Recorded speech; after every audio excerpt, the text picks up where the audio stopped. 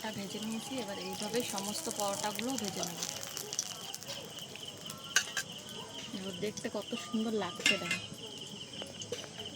নমস্কার বন্ধুরা, RP village স্টোরির পক্ষ থেকে সকলকে জানায় অনেক স্বাগত। আজকে চলে এসেছি আবার দারুণ সুন্দর একটা রেসিপি নিয়ে। আজকে তোমাদেরকে করে দেখাবো ময়দা দিয়ে কিভাবে খুব সহজে তোমরা জল খাবারের একটা রেসিপি বানাতে পারো। তো তার জন্য এখানে নিয়ে নিয়েছি খানিকটা ময়দা। এবার এই ময়দাটাকে আমি ডিম আর দুধ দিয়ে মেখে নেব। প্রথমে দিয়ে দিচ্ছি পরিমাণ মতো নুন, তারপরে এখানে একটা ডিম ভেঙে আমি দিয়ে দেবো।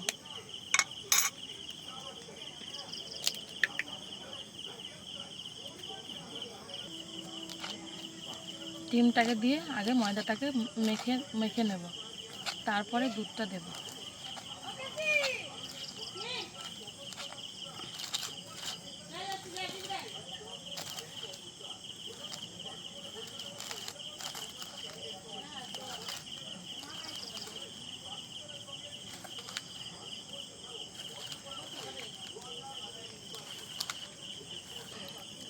এবার অল্প অল্প করে দুধ দেব আর মাখতে থাকবো।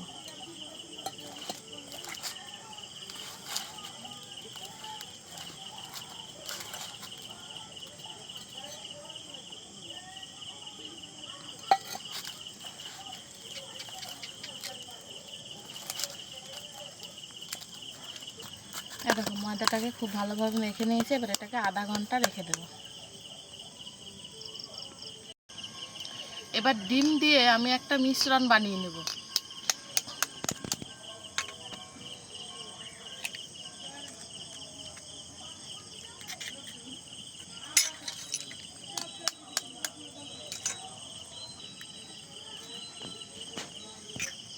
দুটো ডিম ফাটিয়ে নিলাম। এবার ডিমের ওপর দিয়ে দিচ্ছি পরিমাণ মতো নুন, খানিকটা লঙ্কার গুঁড়োও দিয়ে দিচ্ছি কুচানো লঙ্কা, পেঁয়াজ কুচি দিচ্ছি, টমেটো কুচি দিয়ে দিচ্ছি, ধনেপাতা কুচি। এবার সব কিছুকে খুব ভালো করে মিশিয়ে নেব।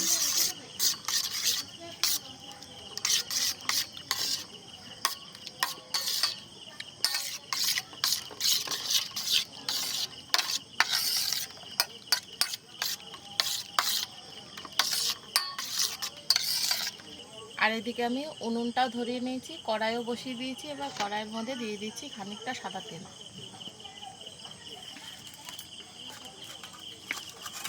এবার এদিকে পরোটাটা আমি তৈরি করে নেব।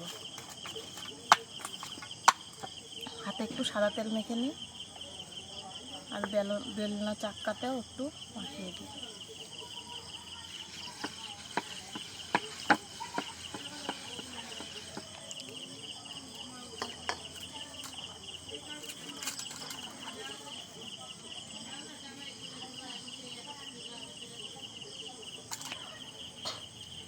এবার একটা লই নিয়ে পরোটাটাকে আগে বেলে নেব।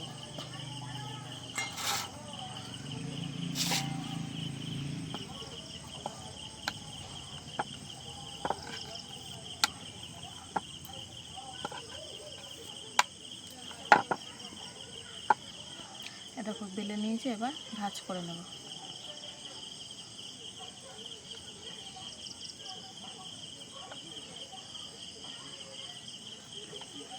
তারপরে আবার বেলবো। এবার বেলনাটা যেন সমান হয় সেটা খেয়াল রাখতে হবে, নাহলে কিন্তু পরোটাটা দেখতে সুন্দর লাগবে না। ছোট ছোটই হবে পরোটাটা, আমরা ছোট ছোটই বানাবো। এটাকে পুর ভরা ছাড়া মোগলাই পরোটাও বলা যেতে পারে। এ দেখো বেলে নিয়েছি। এবার এটাকে ওই ডিমের মিশ্রণে ওপর একবার ভালোভাবে মাখিয়ে নেব। এই দেখো এইভাবে ডিমের মিশ্রণের ওপর দিয়ে দিলাম, তারপরে চেপে চেপে ভালোভাবে মাখিয়ে নেব। এবার এটাকে তুলে কড়াইতে দিয়ে দেবো। এবার হালকা আছে এটাকে ভাজবো।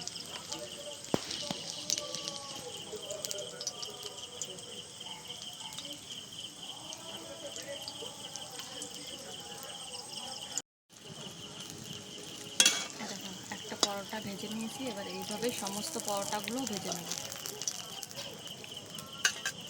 এবার দেখতে কত সুন্দর লাগছে দেখো।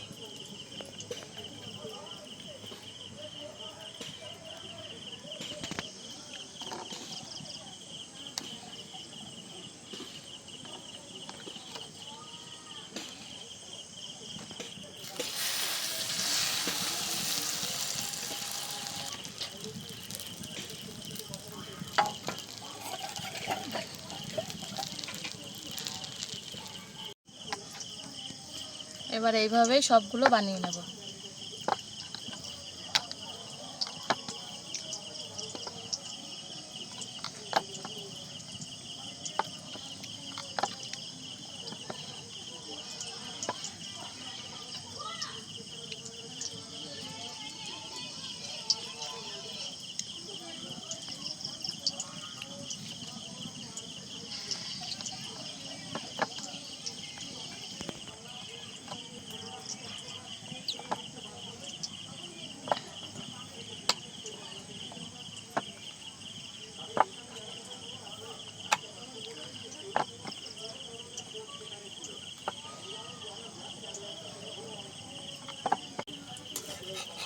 এদিকটাও হয়ে গেছে, এবার ওই পিঠটাও ভেজে নেব।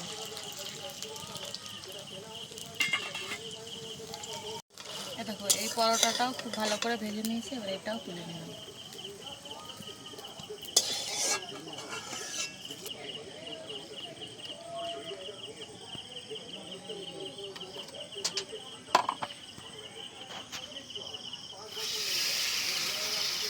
মোগলাই পরোটা একদম রেডি। তোমরা ঝটপট বাড়িতে বানিয়ে ফেলো আর আমাদের কমেন্ট করে জানাও যে রেসিপিটা তোমাদের কেমন লাগলো।